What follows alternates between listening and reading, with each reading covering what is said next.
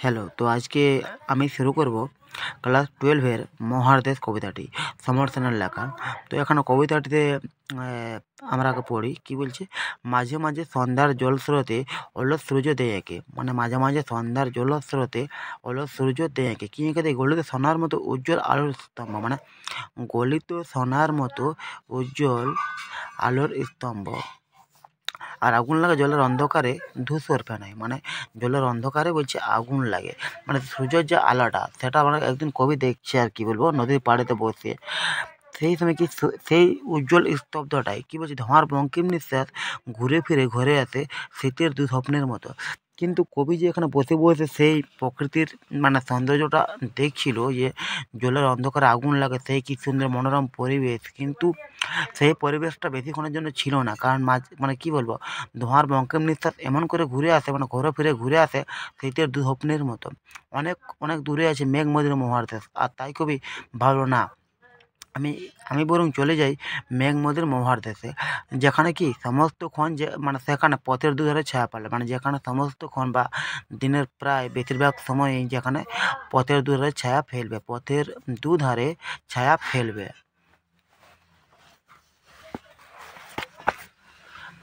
তারপরে দেখি দ্বিতীয় স্টেজে কী বলা আছে, দেবদারুর দীর্ঘ রহস্য, আর দেবদারুর কাছে দীর্ঘ রহস্য থাকবে, আর দূর সমুদ্রের দীর্ঘশ্বাস, আর সমুদ্রের দূর থেকে মানে একটা দীর্ঘশ্বাস মানে আসবে। রাত্রের নির্জন নিঃসঙ্গতাকে আলোড়িত করে, যার ফলে কি রাত্রের নির্জন যে নিঃসঙ্গতা তাকে আলোড়িত করবে। বলছে আমার ক্লান্তির উপর ঝরুক মহাফুল নামক মহার গন্ধ।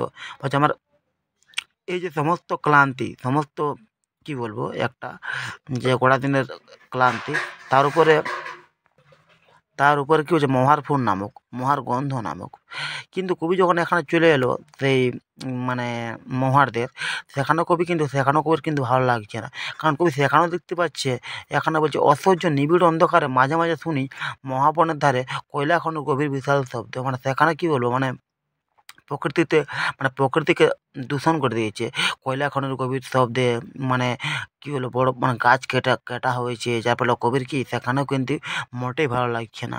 কবি যেটা আশা করেছিল কবির কিন্তু সেই আশাও কিন্তু ভঙ্গ হয়ে গেল, মানে কবি যেটা ভেবেছিল তা কিন্তু সম্পূর্ণ হয়নি। সেখানে কয়লা খনির গভীর মানে বিশাল শব্দে, আবার যে গাছ মানে কাটা হয়েছে, মানে যার ফলে কি মহাবনের ধারে কবি কিন্তু শান্তি পায়নি, মানে আর শিশির ভেজা সবুজ সকালে অবসন্ন মানুষের শরীরে দেখে ধুলোর কলঙ্ক, মানে শিশির ভেজা সবুজ সকালে যে সময় ওরা যায়, সেই সময় যে ঘাস থাকে সুন্দর মনোরম, সেই ঘাসটাকেও কিন্তু তাদের পা দিয়ে মানে কী বলবো, মানে প্রকৃতিটা নষ্ট হয়ে যায়, ঘুমিন তাদের চোখে হানা দেয়, কৃতিতে ক্লান্ত স্বপ্নের মতো তাদের চোখে বলছে হানা দেয়, যার ফলে কবি এই মহার মানে দেশে এসেও কবির কিন্তু স্বপ্ন ভেঙে যায়। এখানে একটা প্রশ্ন পড়ে যে কবির স্বপ্ন কীভাবে ভেঙে গিয়েছিল। তো অনেকগুলো প্রশ্ন হয়, যেমন এইখানে একটা প্রশ্ন আছে, আমার ক্লান্তির উপর নামক মহার ফুল বক্তাকে এরকম মনে হবার কারণ কি? তো উত্তরটা তোমরা নিজের মতো করে লিখবে। মানে কবি সমর সেনের লেখা মহার দেশ কবিতায় আলোচ্য অংশে বক্তা হলো কবি।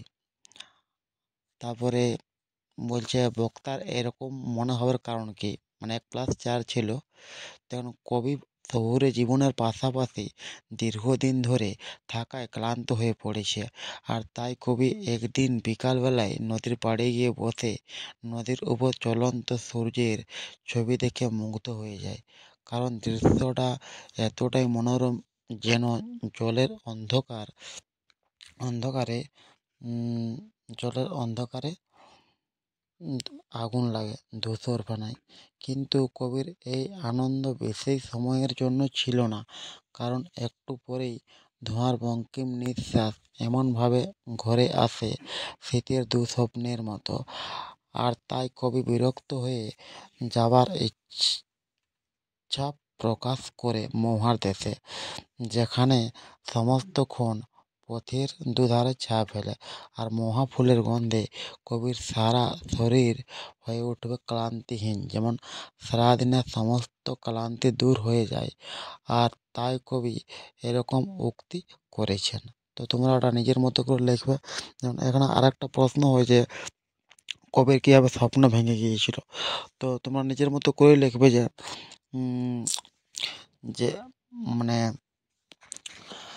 কি বলবো, নিজের মতো করে লিখবে যে মহাদেশ কবিতায় কবি সমর সেনের লেখা মহাদেশ কবিতায় আলোচ্য অংশে কবি শহুরে জীবনে দীর্ঘদিন ধরে থাকায় শহরের পরিবেশ কবির কিন্তু মোটেই ভালো লাগেনি, এবং তাই তিনি কোনো একদিন বিকেলবেলায় নদীর পাড়ে গিয়ে বসে সেখানে সূর্যের মনোরম দৃশ্য দেখতে থাকে। কিন্তু সেই প্রকৃতির দৃশ্য বেশি সময়ের জন্য ছিল না, কারণ একটু পরেই ধোয়ার বঙ্কিম নিঃশ্বাস এমনভাবে ঘুরে এসে ঘুরে ফিরে আসে শীতের দুঃস্বপ্নের মতো। আর কবির সেই মনোরম দৃশ্যটা কিন্তু ম্লান হয়ে যায়। আর তাই কবি একদিন মানে কি বলে বিরক্ত হয়ে মহার দেশে যাওয়ার ইচ্ছা প্রকাশ করে, যেখানে সমস্ত তখন পথের দুধারে ছা ফেলবে আর কবির ক্লান্তির উপর ঝরবে মহার ফুল, আর দূর সমুদ্র থেকে শোনা যাবে সমুদ্রের দীর্ঘশ্বাস।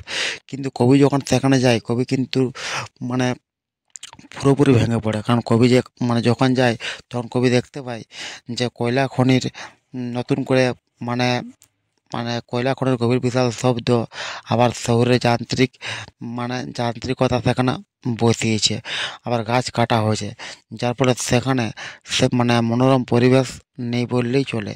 তাই কবি যখন এরকম পরিবেশ দেখতে পায় সেখানে, তখন কবির সেই মানে কি বলবো, স্বপ্নে দেখা মহাদেশ দেশের কথা ভেবে কবির কিন্তু সম্পূর্ণভাবে ভেঙে পড়ে।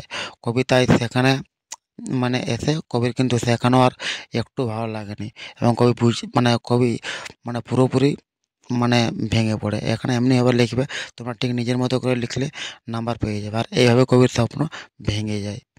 শেষ।